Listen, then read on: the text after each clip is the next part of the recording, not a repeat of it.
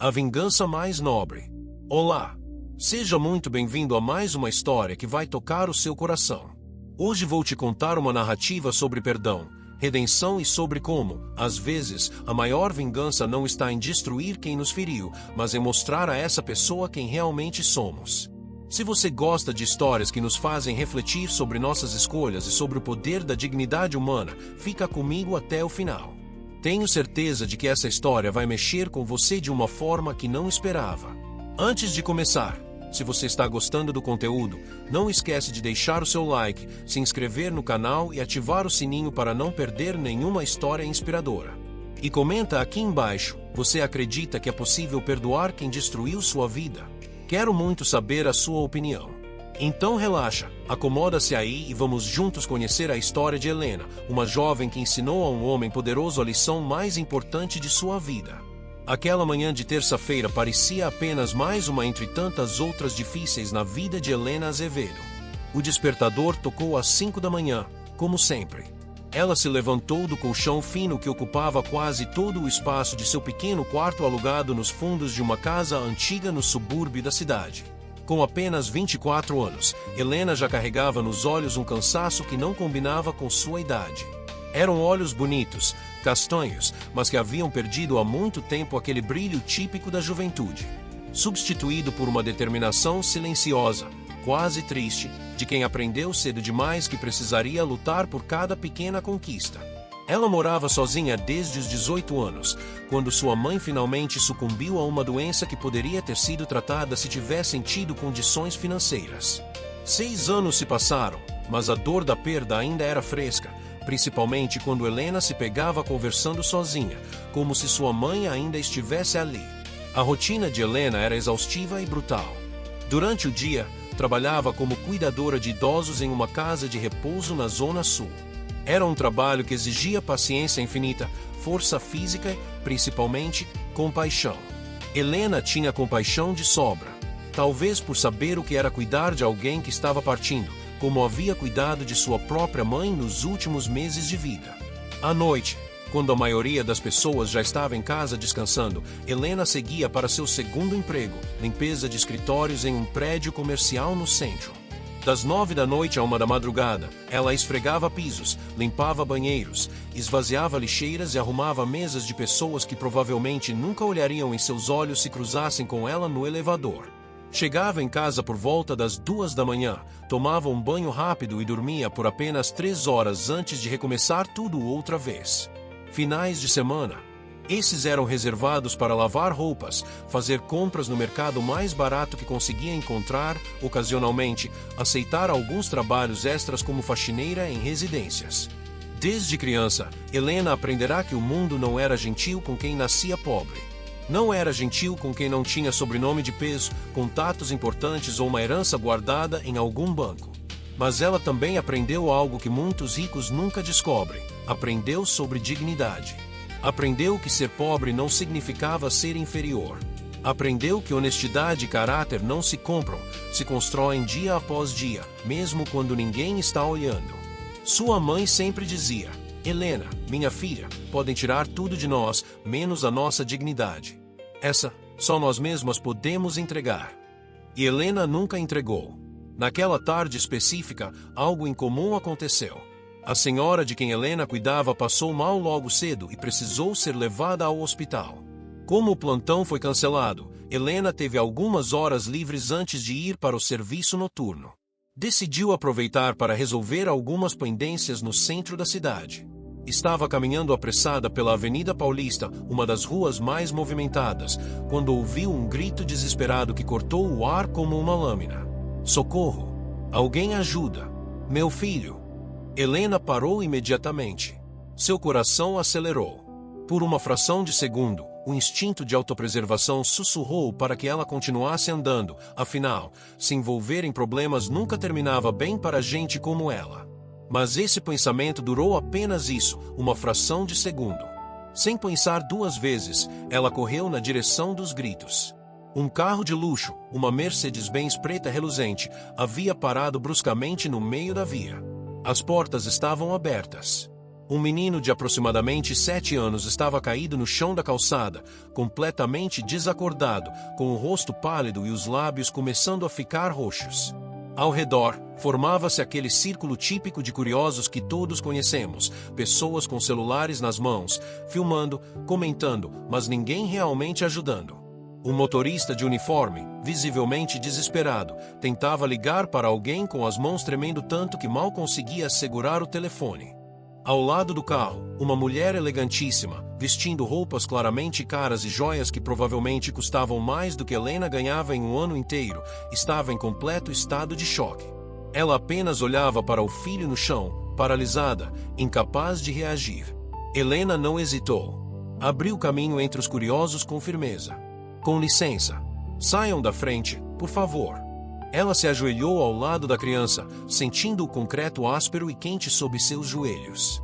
Seu treinamento de primeiros socorros, que havia feito anos antes quando cuidava da própria mãe doente, voltou à sua mente como se tivesse sido ontem.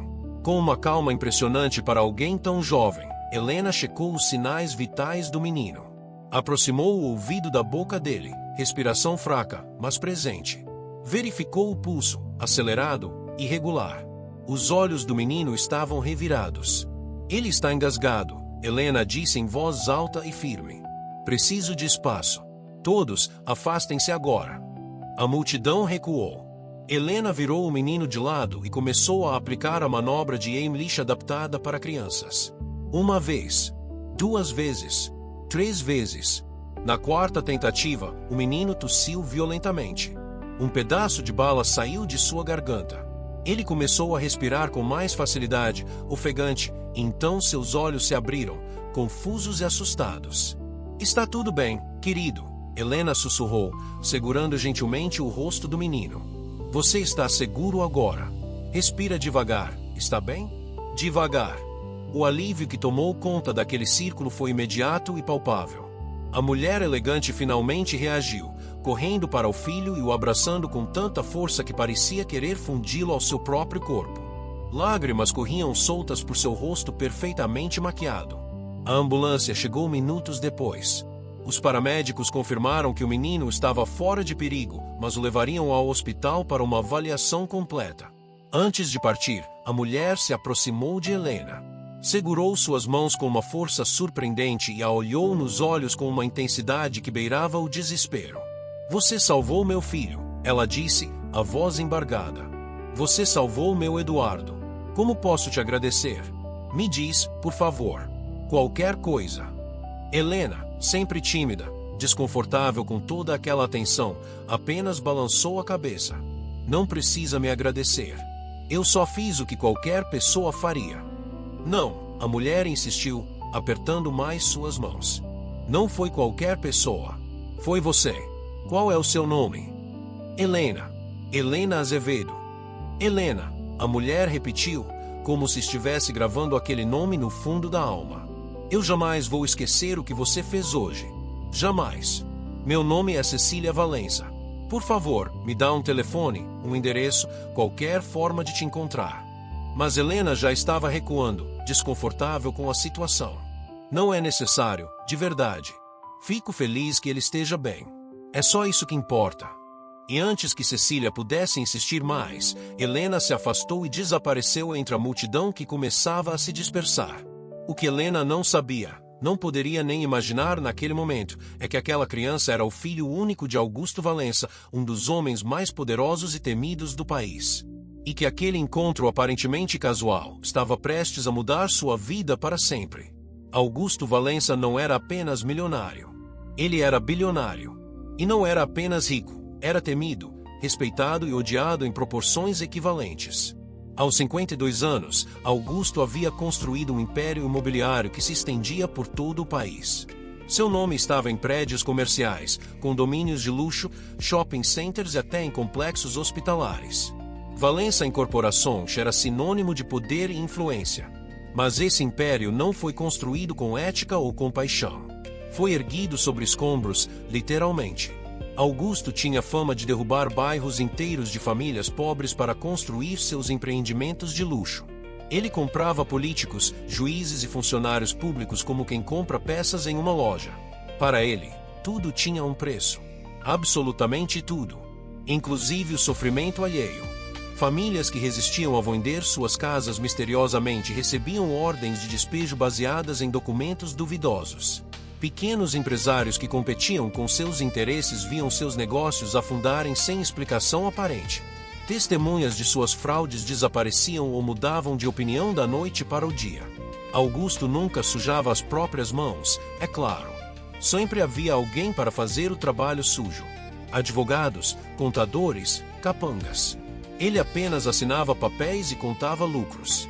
Sua esposa, Cecília, vinha de uma família tradicional e havia se casado com ele por conveniência social. Tinham um relacionamento frio, de aparências. Ela cuidava da imagem pública do casal, frequentava eventos beneficentes e fingia não saber de onde vinha o dinheiro que sustentava seu estilo de vida luxuoso. O único ponto de luz verdadeira na vida de Augusto era seu filho, Eduardo. Aquele menino de 7 anos era a única pessoa por quem Augusto sentia algo genuíno. Amor real, não calculado, não interesseiro. E foi justamente Eduardo quem o colocaria frente a frente com seu passado mais sombrio. Quando Augusto Valença chegou ao hospital sírio-libanês naquela tarde, vinha de uma reunião de negócios. Tinha recebido a ligação desesperada de Cecília enquanto fechava um contrato de 20 milhões de reais. Encontrou Eduardo já estável, brincando com um tablet no quarto particular, como se nada tivesse acontecido. Crianças têm essa capacidade incrível de se recuperar rápido. Augusto o abraçou com um alívio que o surpreendeu. Não era homem de demonstrar emoções. Foi então que Cecília contou toda a história. Como Eduardo havia se engasgado. Como as pessoas apenas filmavam. Como uma jovem simples, de roupas humildes, havia salvado a vida de seu filho sem hesitar. Ela não quis nada em troca, Cecília disse, ainda incrédula. Nada, Augusto. Nem dinheiro, nem um cartão meu. Só foi embora. Augusto sentiu algo estranho. Um incômodo que não soube explicar de imediato. Estava acostumado a um mundo onde todos queriam algo. Sempre. A ideia de alguém fazer algo sem esperar nada em troca era quase alienígena para ele. Qual era o nome dela? Ele perguntou. Helena. Helena Azevedo. Augusto não reconheceu o nome imediatamente. Mas havia algo naquele sobrenome que soava familiar. Azevedo. Azevedo. Onde ele já tinha ouvido isso? Naquela mesma noite, ainda no hospital enquanto Eduardo dormia, Augusto fez o que sempre fazia quando queria informações sobre alguém. Ligou para seu chefe de segurança. Preciso de um relatório completo sobre uma pessoa. Nome, Helena Azevedo. Deve ter uns 20 e poucos anos. Quero saber tudo. Onde mora, onde trabalha, histórico familiar, tudo. E quero isso até amanhã de manhã. 48 horas depois, Augusto tinha em mãos um dossiê de 30 páginas sobre Helena. Ele começou a ler casualmente, esperando encontrar a história típica, alguém que havia passado por dificuldades mas que, no fundo, estava procurando uma oportunidade de se aproximar de pessoas ricas, talvez até planejando tirar vantagem do salvamento do menino mais tarde. Mas o que ele encontrou foi completamente diferente. Helena Azevedo, 24 anos, órfã de pai e mãe. Trabalhava 2 empregos, às vezes 3. Nunca teve problemas com a lei. Nunca se envolveu em escândalos. Pagava suas contas em dia, mesmo que isso significasse comer arroz e ovo por semanas. Mas foi quando Augusto chegou à sessão de histórico familiar que seu sangue gelou. Nome do pai, Miguel Azevedo. Aquele nome acertou Augusto como um soco no estômago. Ele se recostou na cadeira de couro de seu escritório, o relatório tremendo levemente em suas mãos. Fechou os olhos. Respirou fundo. Miguel Azevedo. 20 anos. Fazia 20 anos. As memórias vieram como uma enxurrada. 20 anos antes, Augusto estava começando a construir seu império. Já era rico, mas não era ainda o magnata que se tornaria. Estava em busca de contratos de transporte para suas obras, precisava de frota. Foi quando conheceu Miguel Azevedo. Miguel era dono de uma pequena transportadora chamada Azevedo Transportes. Não era nada grandioso, apenas 5 caminhões, mas era um negócio honesto, construído com trabalho duro. Miguel tinha uma reputação impecável na região, entregava no prazo, cobrava justo, tratava bem seus funcionários. Augusto inicialmente propôs uma parceria. Mas Miguel, após analisar os termos, recusou. Disse que os valores oferecidos não cobriam os custos reais e que não trabalharia em prejuízo, não importava quem fosse o cliente. Para Augusto, aquilo foi uma afronta. Ninguém dizia não para ele. Ninguém. Então ele fez o que sempre fazia quando não conseguia o que queria pelo caminho tradicional: criou outro caminho. Forjou documentos que indicavam que Miguel havia superfaturado um contrato anterior com uma empresa pública. Plantou evidências. Subornou funcionários para testemunhar contra Miguel. Usou seus contatos na imprensa para fazer o escândalo estourar. Em questão de semanas, Miguel Azevedo, um homem honesto que nunca havia cometido uma única fraude em sua vida, estava sendo investigado por corrupção. O processo foi brutal. Miguel perdeu todos os contratos. Os bancos cancelaram seus créditos. Seus caminhões foram apreendidos. Sua reputação, construída ao longo de 15 anos de trabalho honesto, foi destroçada em dias. Miguel tentou se defender. Contratou advogados com o pouco dinheiro que ainda tinha. Mas como lutar contra alguém com o poder e os recursos de Augusto Valença? 6 meses depois do início do escândalo, Miguel Azevedo foi encontrado morto em seu carro, dentro da garagem de casa. A mangueira do escapamento estava conectada ao interior do veículo. Suicídio por asfixia, disseram os laudos. A família nunca acreditou. A esposa de Miguel, uma mulher chamada Lúcia, insistia que seu marido jamais se mataria, que ele era católico devoto, que estava lutando para provar sua inocência. Mas ninguém deu ouvidos a ela. Sem o marido, sem dinheiro e carregando o peso de um sobrenome agora associado a escândalo, Lúcia começou a definhar. Desenvolveu depressão profunda.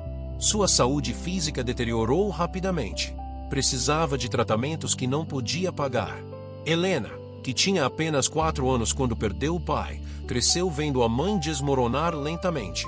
Aos 18, quando Lúcia finalmente faleceu, Helena ficou completamente sozinha no mundo. Augusto sabia de tudo isso. Ele havia acompanhado o desenrolar da tragédia da família Azevedo à distância, da mesma forma fria e calculista com que acompanhava os relatórios financeiros de suas empresas. E nunca se importou. Nem um pouco. Miguel Azevedo era apenas mais um obstáculo que precisava ser removido do caminho. Danos colaterais. O preço do progresso. Ou pelo menos era assim que Augusto sempre justificou para si mesmo. Até agora. Até descobrir que a jovem que havia salvado seu filho, que havia se ajoelhado no chão duro de uma calçada para fazer primeiros socorros em uma criança desconhecida, que não quis nada em troca, era a filha do homem cuja vida ele havia destruído sistematicamente. Augusto passou a noite sem dormir, olhando para o relatório. As coincidências eram cruéis demais para serem ignoradas. Helena, filha de um homem que ele destruiu, havia salvado a vida de seu filho. A única pessoa no mundo que Augusto realmente amava devia sua vida à filha de alguém que Augusto havia levado à morte. Pela primeira vez em décadas, Augusto Valença sentiu algo que não experimentava desde a juventude: culpa genuína. Não apenas desconforto ou inconveniência, mas culpa de verdade, pesada, sufocante. E medo. Medo de que isso viesse à tona. Medo do que as pessoas diriam. Medo de perder tudo que havia construído. Mas mais do que isso, pela primeira vez, Augusto se viu forçado a encarar o que realmente era: um homem que havia passado décadas destruindo vidas para construir prédios. Augusto passou uma semana inteira atormentado. Não conseguia se concentrar em reuniões. Pegava-se olhando para Eduardo brincando, imaginando Miguel olhando para Helena da mesma forma. Um pai amando sua filha, tendo planos para o futuro dela, querendo protegê-la do mundo. Então, tendo tudo isso arrancado dele, finalmente, Augusto tomou uma decisão. Precisava ver Helena. Precisava, o que, exatamente? Ele mesmo não sabia. Mas precisava fazer algo. Mandou seu assistente localizar Helena e enviar um convite para que ela fosse ao seu escritório. O convite foi educado, mas firme. Dizia que o Sr. Valença gostaria de agradecê-la pessoalmente por ter salvado seu filho e discutir uma recompensa adequada. Helena recebeu o envelope em sua casa numa tarde de domingo. Quando viu o remetente, Valença Incorporações, seu coração disparou. Valença. Aquele nome estava gravado em sua memória como uma marca a ferro quente. Ela tinha apenas 4 anos quando seu pai morreu, mas lembrava de coisas. Fragmentos. Sua mãe chorando no quarto. Homens de terno tirando móveis da casa. O nome Valença sendo sussurrado com medo e raiva. Conforme cresceu, Helena foi juntando as peças. Perguntou aos tios, aos vizinhos antigos. Leu notícias antigas na biblioteca. Montou o quebra-cabeça completo da destruição de sua família. E sabia exatamente quem era Augusto Valença. Durante anos, Helena nutriu uma raiva silenciosa. Sonhava com vingança, com justiça. Imaginava confrontá-lo um dia, jogar na cara dele tudo que ele havia feito. Mas a vida a ensinou que raiva apenas consome quem a sente. E que gente como Augusto Valença nunca pagava pelos seus crimes, não nesse mundo. Então Helena aprendeu a viver com a dor. Aprendeu a canalizar sua energia para sobreviver, não para vingar. Mas agora, segurando aquele convite, ela percebeu que o destino era irônico demais para ser ignorado. Ela havia salvado o filho dele, sem saber quem era, apenas porque era a coisa certa a fazer. E agora ele queria vê-la. Helena passou 2 dias decidindo se iria ou não. Parte dela queria rasgar o convite e jogar no lixo. Mas outra parte, a parte que talvez ainda precisasse de algum tipo de fechamento, queria olhar nos olhos do homem que destruiu sua família. Na quinta-feira, Helena colocou sua melhor roupa, que ainda era simples, mas estava limpa e passada, e foi ao endereço indicado. O prédio da Valença Incorporações era intimidador. 30 andares de vidro e aço, dominando o horizonte. Helena entrou no saguão de mármore, sentindo-se completamente fora de lugar entre executivos de ternos caros e mulheres em saltos altíssimos. Deu seu nome na recepção. Imediatamente foi tratada com uma deferência que a surpreendeu. Uma assistente a acompanhou até um elevador privativo que ia direto para o último andar. As portas se abriram em uma antessala luxuosa. Outra assistente a guiou por um corredor até uma porta dupla de madeira maciça. "O senhor Valença aguarda", a mulher disse, abrindo a porta. Helena entrou. O escritório era absurdamente grande. Uma parede inteira de vidro oferecia uma vista panorâmica da cidade. Quadros caros nas paredes. Móveis que provavelmente custavam mais do que Helena ganharia em 5 anos. E no centro, atrás de uma mesa enorme, estava ele. Augusto Valença. Ele se levantou quando Helena entrou. Era alto, cabelos grisalhos penteados para trás, terno impecável. Tinha uma presença imponente, o tipo de homem acostumado a comandar ambientes apenas entrando neles. Mas Helena notou algo em seus olhos. Cansaço, medo, culpa. "Senhorita Azevedo", ele disse, a voz controlada mas com uma tensão subjacente. "Por favor, sente-se." Helena permaneceu de pé. "Prefiro ficar em pé, obrigada." Eles ficaram frente a frente em silêncio por longos segundos. O ar estava pesado, carregado. Foi Augusto quem quebrou o silêncio. "Eu sei quem você é", ele disse diretamente. "Sei que é filha de Miguel Azevedo." Helena sentiu seu corpo todo ficar tenso, mas não demonstrou surpresa. "E eu sei quem o senhor é", ela respondeu, a voz firme. "Sempre soube." Augusto fechou os olhos por um momento, como se aquelas palavras fossem um golpe físico. "Você sabia quando salvou meu filho?" "Não", Helena respondeu. "Só soube quando recebi seu convite. Quando vi o sobrenome Valença." Augusto assentiu lentamente. Caminhou até a janela, dando as costas para Helena. Era mais fácil falar sem olhar para ela. "Eu destruí sua família", ele disse, e sua voz tinha uma qualidade estranha. Não era pedido de desculpas, não ainda. Era apenas constatação de fato. "Forjei evidências contra seu pai porque ele recusou trabalhar comigo nos meus termos. Usei todo o meu poder para arruinar a vida de um homem honesto." Helena sentiu lágrimas queimarem seus olhos, mas não deixou que caíssem. "Meu pai era um bom homem", ela disse, a voz tremendo levemente. "Ele jamais roubou nada de ninguém. Trabalhava 16 horas por dia para dar uma vida digna para a família. E o Senhor o destruiu como se ele fosse nada." Augusto se virou.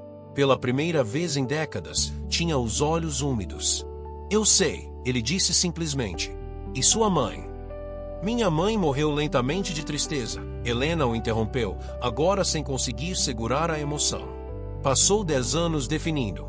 Não tínhamos dinheiro para tratamento adequado. Eu cuidei dela sozinha dos 14 aos 18 anos. Vi ela desistir de viver porque não conseguia suportar a injustiça do que aconteceu com meu pai. E ainda assim, Augusto disse, a voz quase um sussurro, você salvou meu filho. Helena limpou as lágrimas que agora corriam livremente. Salvei porque era uma criança. Porque ninguém merece pagar pelos erros dos pais. Porque era a coisa certa a fazer. Aquelas palavras atingiram Augusto com uma força que ele não esperava. Ele se aproximou dela, mas manteve distância respeitosa. Vim aqui te oferecer compensação, ele disse. Dinheiro, uma casa, um emprego, educação. Qualquer coisa que você queira. Helena o olhou diretamente nos olhos. O senhor acha que dinheiro vai consertar o que fez? Não, Augusto admitiu. Mas é tudo que eu tenho para oferecer. Não é, Helena disse, e sua voz agora tinha uma força diferente. O senhor tem uma escolha. Pode continuar sendo o homem que destrói famílias para construir prédios, que compra silêncios e forja evidências. Ou pode, pela primeira vez, tentar consertar ao menos uma das vidas que destruiu. Como? Helena respirou fundo. Admita publicamente o que fez com meu pai. Limpe o nome dele. Devolva a dignidade que roubou da minha família. Augusto empalideceu. O que ela estava pedindo poderia destruir tudo que ele havia construído. Processos. Investigações. A queda de seu império. Você está pedindo que eu me destrua, ele disse. Estou pedindo que o Senhor seja, pela primeira vez na vida, um homem honesto, Helena respondeu. Meu pai era. Mesmo quando perdeu tudo, ele morreu sabendo quem era. O Senhor pode dizer o mesmo.